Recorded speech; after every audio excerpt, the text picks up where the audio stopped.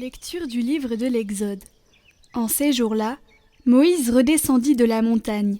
Il portait les 2 tables du témoignage. Ces tables étaient écrites sur les 2 faces.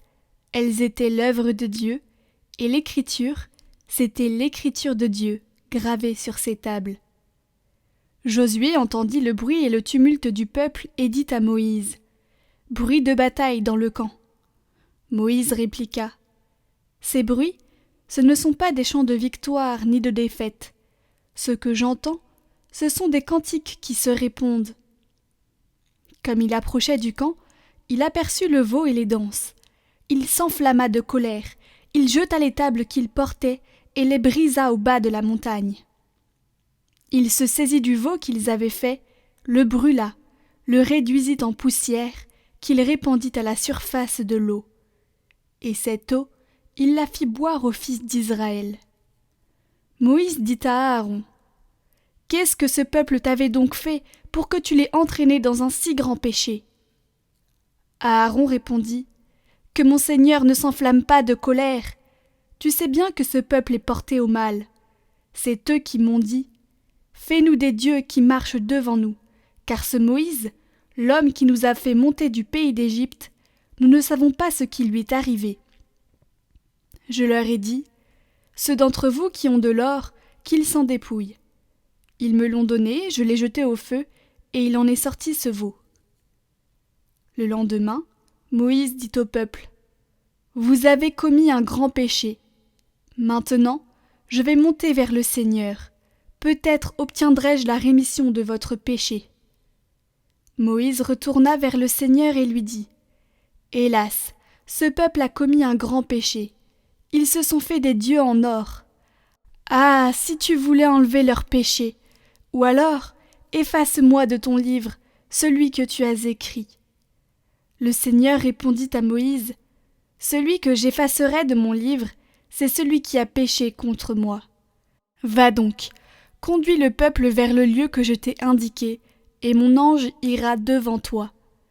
Le jour où j'interviendrai, je les punirai de leur péché.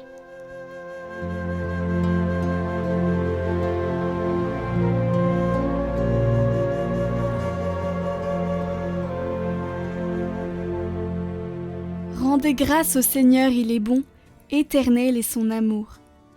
À l'Horeb, ils fabriquent un veau. Ils adorent un objet en métal. Ils échangeaient ce qui était leur gloire pour l'image d'un taureau, d'un ruminant. Ils oubliaient le Dieu qui les sauvait, qui a fait des prodiges en Égypte, des miracles au pays de Cham, des actions terrifiantes sur la mer Rouge. Dieu a décidé de les détruire. C'est alors que Moïse, son élu, surgit sur la brèche, devant lui, pour empêcher que sa fureur les extermine.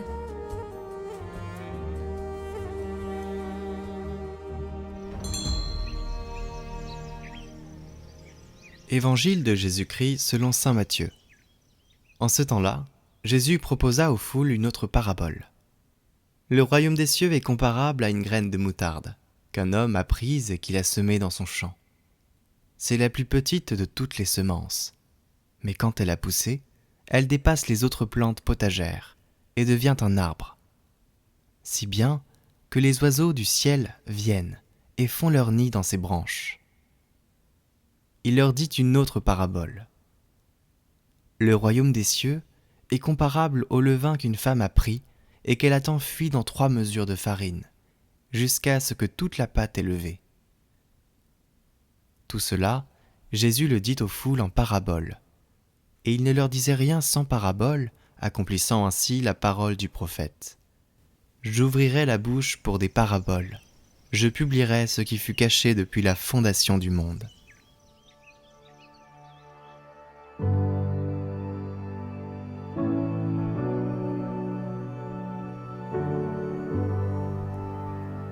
Quelle est l'attitude que le Seigneur nous demande afin que le royaume de Dieu puisse croître et être un pain pour tous et une demeure pour tous? La docilité. Le royaume de Dieu croît par la docilité à la puissance de l'Esprit Saint. Le royaume de Dieu croît dans la docilité à la puissance de l'Esprit Saint. la farine cesse d'être de la farine et devient du pain, parce qu'elle est docile à la puissance de la levure, et la levure se laisse pétrir par la farine. Je ne sais pas, la farine n'a pas de sentiment, mais se laisse pétrir. On peut penser qu'il y a là une certaine souffrance, non ? Et ensuite, il se laisse cuisiner, n'est-ce pas ? Mais le royaume grandit comme ça. Et puis, à la fin, c'est un repas pour tout le monde.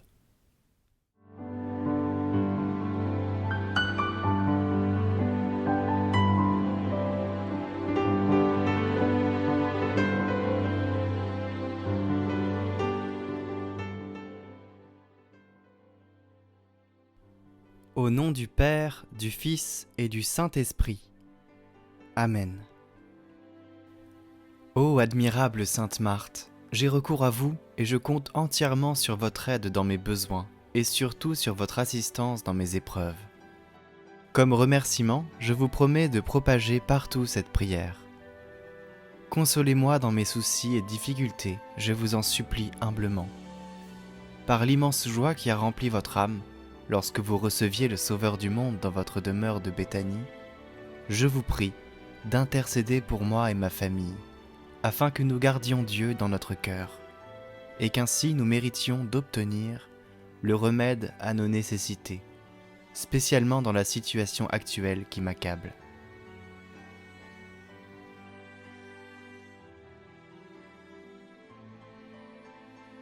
Je vous en supplie, auxiliatrice dans tous les besoins, aidez-moi à surmonter les difficultés, vous qui avez si victorieusement combattu le démon.